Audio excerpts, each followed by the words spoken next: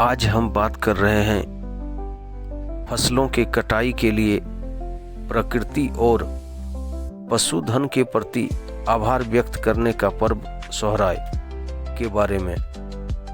तो वीडियो शुरू करने से पहले सभी को झारखंडी जोहार। सोहराय पर्व झारखंड, पश्चिम बंगाल, बिहार और ओडिशा में मनाया जाने वाला एक प्रमुख फसल और पशु उत्सव है जो दिवाली के बाद मनाया जाता है, जिसमें आदिवासी समुदाय संथाल, उरांव और मुंडा आदि फसलों की कटाई के लिए प्रकृति और पशुधन के प्रति आभार व्यक्त करते हैं, घरों को सजाते हैं और पारंपरिक नृत्य गान करते हैं। यह पर्व भाई बहन के प्रेम और सामाजिक सौहार्द का प्रतीक है, जिसमें सोहराय कला दीवारों पर चित्रकला का प्रदर्शन होता है। इस पर्व को प्रेम और पारिवारिकता का अवसर माना जाता है। कार्तिक अमावस्या नवंबर से जनवरी में सोहराय पर्व मनाया जाता है, जिसे संथाल, उरांव, मुंडा, हो, कुड़मी और अन्य जनजातियां मिलकर मनाती है। इस पर्व में बैलों को नहलाया जाता है, सजाया जाता है, हल्दी तेल लगाया जाता है। घर की दीवारों को मिट्टी, सफ़ेद और काली और गोबर से लिपा जाता है, जिसमें प्रकृति और पूर्वजों के चित्र होते हैं।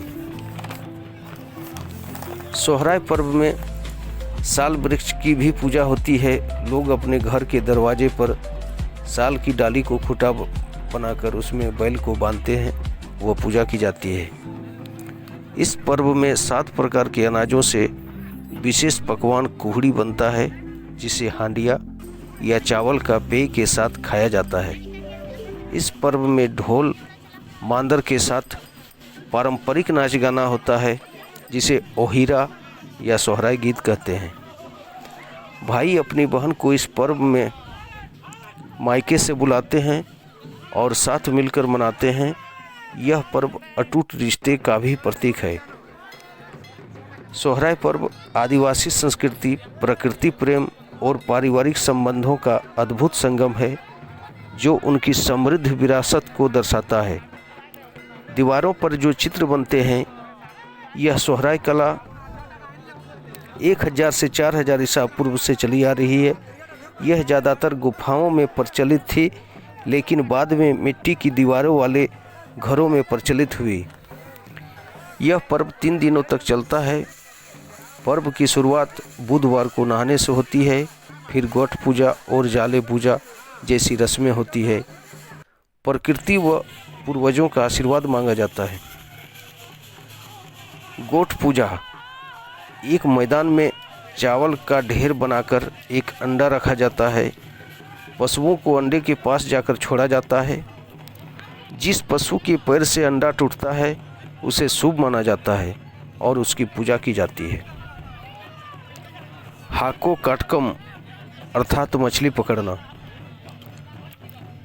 पर्व के अंतिम दिन लोग मिलकर मछली पकड़ते हैं, वह सामूहिक रूप से बनाकर खाते हैं। वह पर्व की समाप्ति होती है।